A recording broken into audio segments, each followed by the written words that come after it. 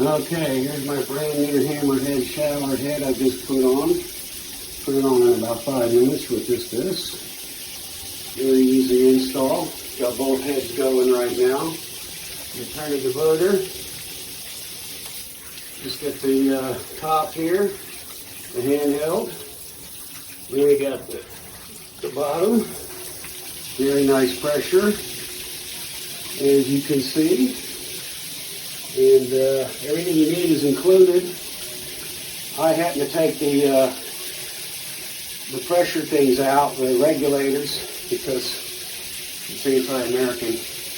I want my showers to be nice and strong, because I'm a big dirty girl. Alright, excellent shower head so far. All steel, brass, stainless, 304, nice stuff.